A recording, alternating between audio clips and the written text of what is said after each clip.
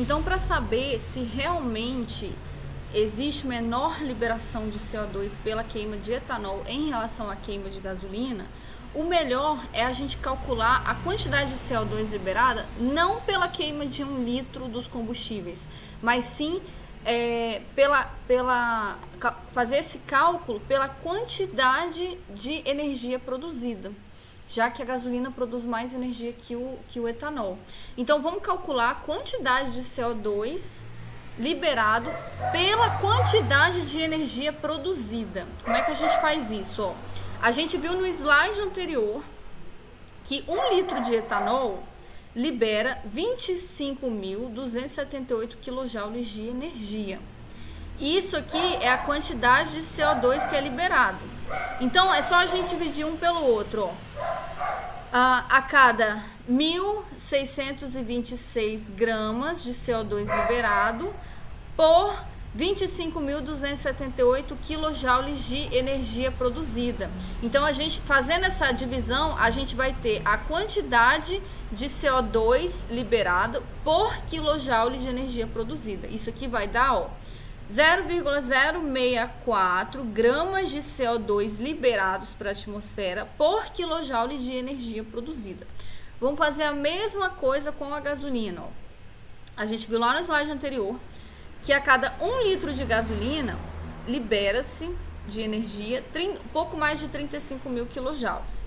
Então, vamos pegar, ó, isso aqui, ó, é a quantidade de CO2 liberado para a atmosfera a cada 1 litro de gasolina queimada. Então, vamos dividir a quantidade de CO2 liberada pela quantidade de energia produzida. Então, tá aqui, ó, quantidade de CO2 liberada pela quantidade de energia produzida. Então, isso aqui é para 1 litro, tá? E isso aqui também é para 1 litro. Então, fazendo essa conta aqui, isso aqui vai dar 0,064 gramas de CO2 liberados para a atmosfera por quilojoule de energia produzida. Vamos comparar aqui os dois, ó, exatamente o mesmo valor, gente. Então, não tem para onde correr, tá? Os dois liberam a mesma quantidade de CO2 para a atmosfera para produzir a mesma quantidade de energia. Então, quer dizer que o CO2, que o etanol, ele não reduz o efeito estufa? Não é bem assim, tá? Por quê? Olha só. Os estudos comparativos entre as emissões oriundas do uso do etanol e da gasolina devem considerar todo o ciclo de vida dos combustíveis e não apenas a sua combustão. Se a gente for considerar só a combustão, realmente o etanol ele não tem nada favorável em relação à gasolina. Só que a gente tem que considerar todo o ciclo de vida. Como assim? Por exemplo, a gente já viu, né, nos slides anteriores, que, ó, no caso dos biocombustíveis, etanol no caso, a quantidade de CO2 emitida na combustão é compensada pela absorção desse gás através da fotossíntese no crescimento da espécie vegetal, né, no crescimento da cana-de-açúcar, né? Se a gente usa o etanol a partir da cana-de-açúcar, a cana-de-açúcar ela vai fazer a fotossíntese, vai capturar o CO2 da atmosfera e vai compensar essa liberação do CO2 pela queima do etanol durante a combustão.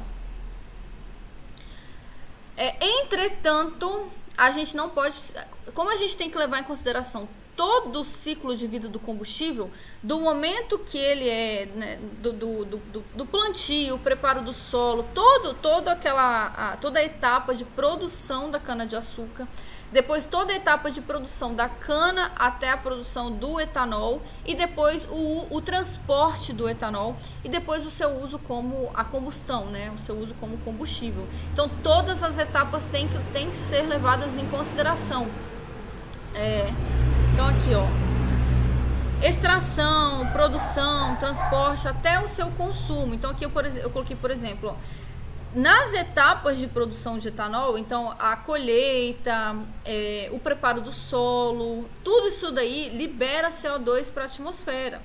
Então a gente também tem que levar isso em conta nos cálculos, tá? É feito um balanço energético. E tem outra questão também, ó. Se na colheita da cana for utilizado a queima, a gente vai ver isso mais para frente também, que às vezes se utiliza a queima para fazer a colheita.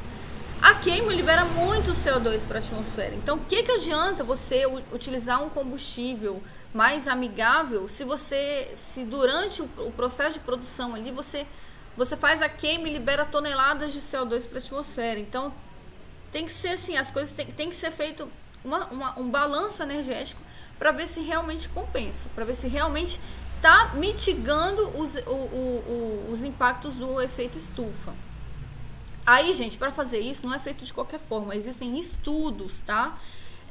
A gente encontra vários estudos na internet. Então, eu achei que é um estudo feito pela Embrapa Agrobiologia, que comprovou esse estudo. Ele fez um balanço energético, levando em conta todo o ciclo de vida do etanol, que comprovou que o etanol produzido a partir da cana-de-açúcar é capaz de reduzir em até 73% as emissões de dióxido de carbono na atmosfera, se usado em substituição à gasolina.